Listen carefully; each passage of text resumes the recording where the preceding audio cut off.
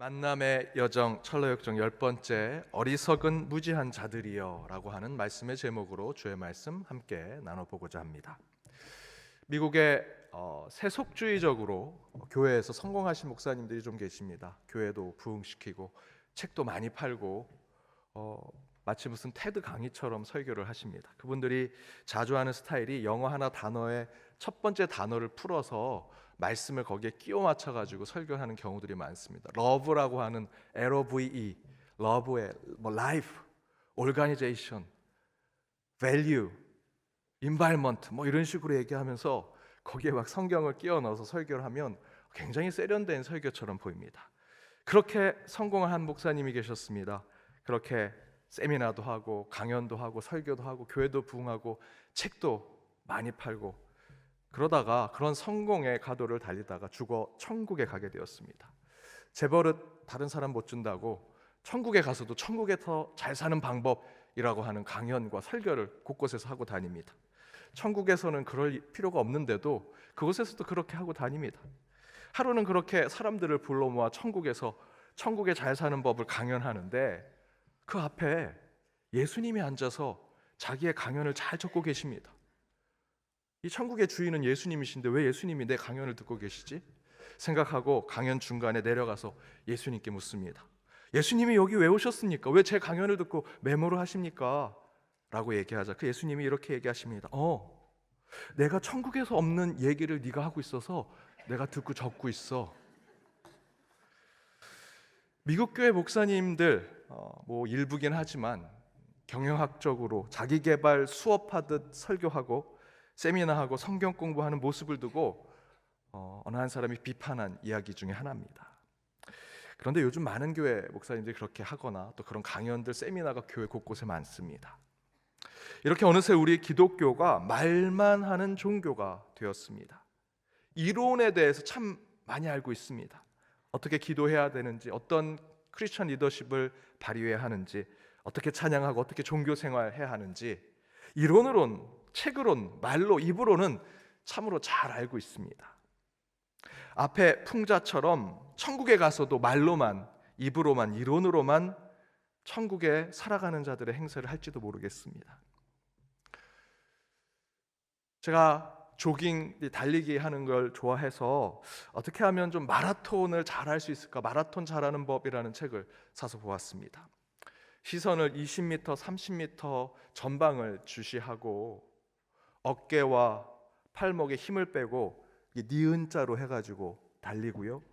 턱을 당기고 가슴과 허리를 쭉 펴고 거기에 이 엉덩이, 허리춤에 무게 중심을 잡고 무릎은 살짝 들면서 계속해서 뛰면 마라톤 42.195km를 잘 달릴 수 있다. 거기에 한 가지 더 2대2 호흡법이 있습니다. 흐흐 하하 들어보셨습니까? 입으로 70%, 코로 30% 숨을 들어 마시는 겁니다. 그거 하려다가 숨쉬기가 힘들긴 한데요. 하여튼 그렇게 하면 마라톤을 잘할 수 있다고 합니다. 황영조, 이봉주 선수가 이렇게 해서 올림픽에서 메달을 땄다고 그 책을 읽고 그걸 잘 숙지해서 제가 사는 사택의 성북천에서 청계천까지 한 5km 되거든요. 제가 몇 번을 달려봤습니다. 죽을 뻔했습니다. 숨이 차고 다리가 아프고 온몸이 아파서 몇 번 뛰고 도저히 못하겠다 생각이 들었습니다. 제가 이론은 잘 압니다. 달리기 하고 조깅하는 그 잘하는 법을 잘 숙지했습니다. 그럼에도 불구하고 직접 해보니 안 되더라는 것이죠.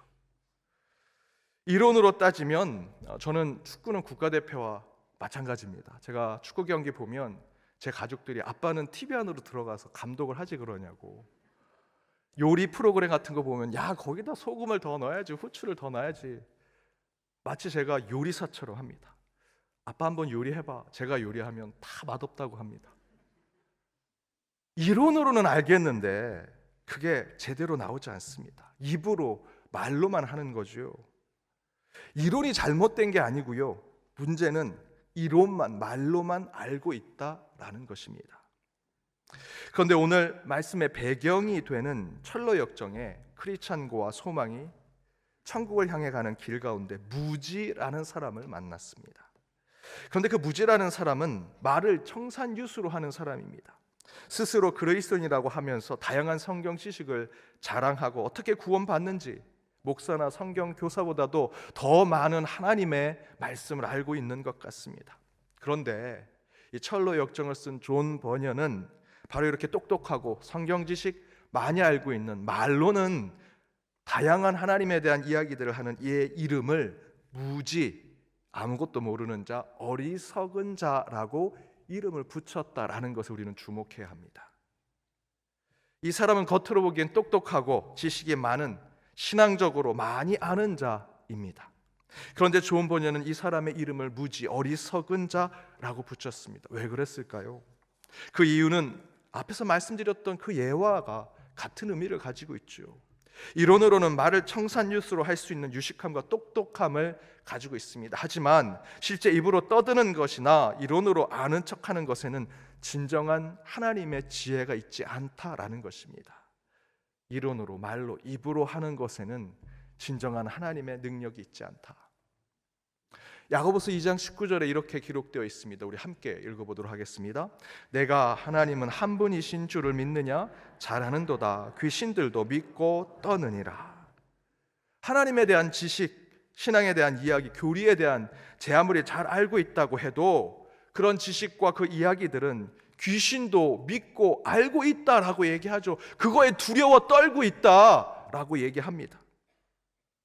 귀신 이미 하나님 계신 거 알고요. 축기 사역하는 데서 보면 귀신이 얘기합니다. 하나님이 곧 오실 거라 두려워 떨고 있다고 라고 하면서 뭐라고 얘기하냐면 내가 이 사람 지옥 데려가야겠다. 내가 이 세상을 더 어둡게 만들어야겠다. 곳곳에서 이상한 얘기를 떠듭니다. 초대교회 안에 방언하는 자들이 있었습니다. 천상의 말을 하는구나. 하지만 그 가운데 가짜 방언도 있었습니다. 초대교회 안에 이단들은요 늘 사랑을 얘기했습니다. 귀신도 믿음이 있다고 얘기합니다. 나도 믿음 있어, 믿음을 알고 있어, 하나님을 알고 있어 라고 곳곳에서 떠들게 되지요. 나도 거기에 두려워하고 있어. 그러면서 곳곳에서 하나님의 존재를 말할 수 있다. 입으로는, 이론으로는 얼마든지 얘기할 수 있다라고 얘기하지요. 그러나 제 아무리 믿음이 있다고 이 말하고 저 말하는 것이 진정한 영적 지식일까? 앞에서 말씀드린 대로 그런 겉으로만 떠들어대는 신앙의 모습은 존 버녀는 무지, 어리석은 자라고 얘기합니다. 겉으로 볼 때는 많은 것을 알고 있고 똑똑한 것 같고 신앙적으로 저 높은 곳에 있는 것 같지만 무지하고 어리석은 자라 하나님은 말씀하시죠.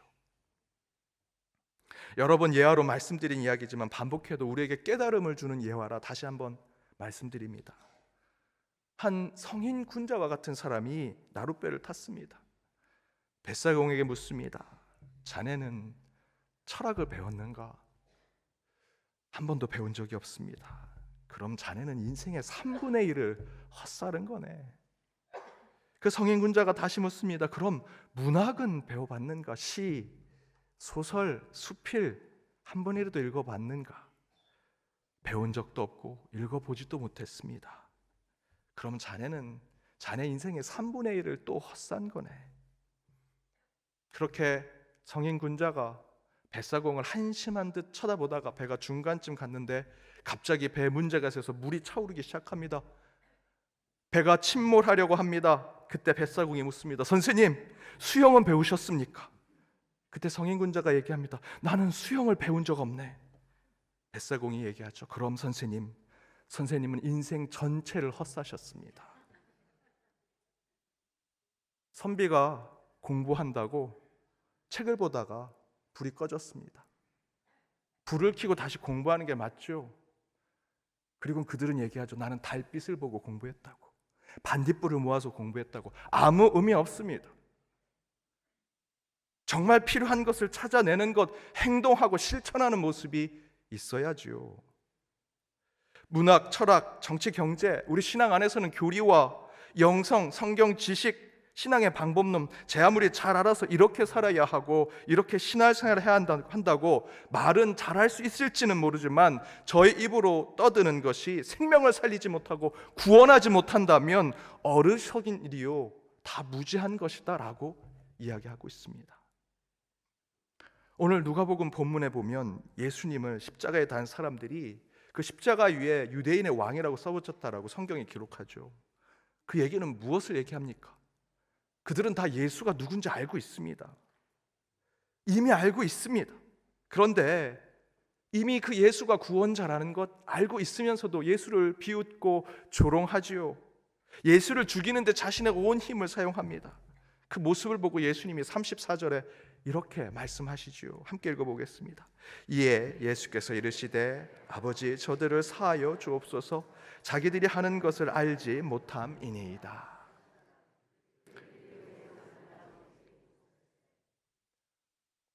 예수님께서 그들의 모습을 보고 저들을 용서하시고, 왜?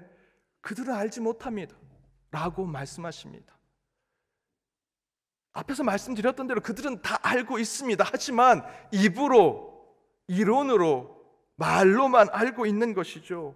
그것을 보고 예수님께서 뭐라고 얘기하십니까? 저들은 알지 못한다, 무지한 자다라고 말씀하고 계신다라는 겁니다. 그들은 다 알고 있었습니다. 마치 우리처럼. 저와 여러분, 어떻게 하면 예수님께서 우리에게 전하신 그 사랑을 실천하며 살아가는 방법 다 아십니다. 어떻게 하면 주일 성수 지키고, 어떻게 하면 참된 하나님의 자녀로 살아가는 거 다 알지요. 오늘 이 자리에서 제 설교를 듣지 않고라도 일주일 내내 여러분 설교 들으시지 않습니까? 그 유명한 목사님들, 설교 잘하는 목사님들 다 듣지 않으십니까? 귀로만 듣고 말로만 하시죠. 행동하고 실천하지 않는 것이 지금 현대 우리 그리스도인의 모습이라는 것입니다. 예수님께서 십자가에 보시고 말씀하십니다. 저들을 용서하십시오. 저들이 어리석은 자다, 무지한 자다. 이렇게 사는 것이 그리스도인의 삶, 이것이 하나님이여 천국의 길이다 열심히 떠들고 있는 것이 혹시 저와 여러분의 모습이 아닙니까? 말만 하는 자, 예수님께서 무지한 자, 어리석은 자라고 말씀하신 이유가 그것입니다. 제가 연동교회 온 지 이제 5년 됐습니다. 별로 놀라지도 않으시네요. 예. 우리 전에 계셨던 목사님들 20년, 30년 다 계셔서 다른 교회들은 한 10년 조금 지나면 교회를 옮기시거나 떠나시게 되는데, 그렇게 배우면 제가 중간쯤 온 거거든요. 근데 우리 교회는 전임 목사님들이 여러분들이 20년, 30년 잘 함께 동역해 주셔서 저도 이제 막 워밍업을 한 것 같습니다. 그래서 제가 우리 교회 뭐 좀 해보려고 이렇게 안건을 내놓습니다. 정책을 내놓고 계획을 내놓습니다. 그러면 하나같이 이렇게 얘기하십니다. 목사님, 그거 우리 다 해봤어요. 우리가 다 해봤어요. 전에 다 해봤어요. 10년 전에 했던 거예요. 20년 전에 했던 거예요. 다행입니다. 50년 전에 했던 건 얘기 안 하십니다. 다 해봤다고 얘기하십니다. 제가 그 얘기를 들으면 솔직히 의욕이 떨어집니다. 마음이 아프고요, 기도가 딱 막힙니다. 129년 된 교회 안 해본 거 뭐가 있겠습니까? 다 비슷하게 해봤겠죠. 안 해본 거 얘기하십시오. 제가 준비하겠습니다. 하지만 여러분 한번 생각해 보십시오. 시냇가 여러분이 발을 담그고 있습니다. 그러면 그 시냇물은 똑같은 겁니까? 아니죠. 냇물은요 계속 흘러갑니다. 여러분이 앉아있고 발을 담근 것은 똑같은 장소일지 모르지만 그 냇물은요 계속 흘러가서 새로운 물이 여러분의 발에, 여러분의 앞에 새로운 물이 흘러가는 것입니다. 문제는 해봤다라는 것이 아니죠. 해본 것일지라도 누가 어떻게 어느 때에 어느 것으로 하느냐에 따라서 달라진다라는 것입니다. 더 중요한 문제는 다 해본 것이라도 꼭 해야 하는 것이 있다면 해야지요. 10년 전에 했던 것 흘러간 물입니다. 똑같은 장소일지라도 새로운 물이 다가온다면 여러분 하는 것이 하나님의 말씀입니다. 말만 해서는 아무 의미가 없습니다. 진전하고 발전할 수 없습니다. 그 말이 실천되어야 되고 행해져야 합니다. 신앙도 마찬가지입니다. 말로 신앙과 믿음 자랑한들 그 신앙과 믿음의 삶으로 그것이 내 삶에 드러나거나 인정받지 못한다면 의미가 없다라는 것이지요. 그것을 두고 하나님은 어리석은 자, 무지한 자들이여 라고 말씀하십니다. 어느 마을에 축제가 있는데 포도가 흉작이라 그 포도에 함께 포도 농장 마지막 때에 함께 수확해서 축제를 벌이는 날 포도주를 먹을 수 없는 때가 되었습니다. 그래서 그 마을의 회장이 다 같이 모아두고 이런 제안을 했습니다. 우리가 집에 있는 포도주 한 병씩 이 큰 포도주 통에 넣읍시다. 그러면 마지막 때 가득 채워져서 이 축제 때 함께 포도주를 먹고 마실 수 있습니다. 다들 좋다고 동의합니다. 그리고 저녁 때 자기가 가져온 포도주를 한 병씩 부었습니다. 축제날 이제 이 통이 가득 찼으니 우리 함께 이 포도주를 나눠 마십시다 하고 포도통의 뚜껑을 딱 열었는데 그 안에 포도주가 아니라 맹물만 들어있는 겁니다. 마을 사람들이 나 하나쯤 맹물이면 괜찮겠지 라고 생각하고 그곳에 맹물을 넣었던 것입니다. 그렇게 제안했던 마을 회장도, 포도주를 많이 갖고 있던 부자도, 마을 사람 한 사람 한 사람 모두도 그곳에 맹물을 넣은 것이죠. 말로만 하자고 했던 겁니다. 여러분, 이 모습이 때로는 우리 신앙의 모습 아니겠습니까? 말로만 도와야 한다, 우리가 힘을 모아야 한다, 우리가 사랑해야 된다, 우리가 화해해야 한다라고 교회에서 얼마나 말만 많이 합니까? 진짜 사랑을 쏟아붓습니까? 가난한 자 우리 교회 근처에 있는데 뭐하냐고 교회에게, 장로님들에게, 교회 당회에 뭐라고 얘기하시지요? 그분들의 손과 발이 필요합니다. 여러분의 물질이 필요합니다. 말로만 해서는 안 됩니다.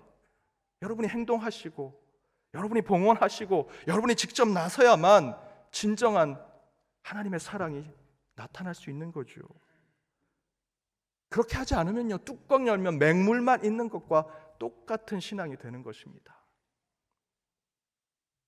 그런 모습을 보고 스바냐 선지자는 하나님의 책망을 우리에게 이렇게 전합니다.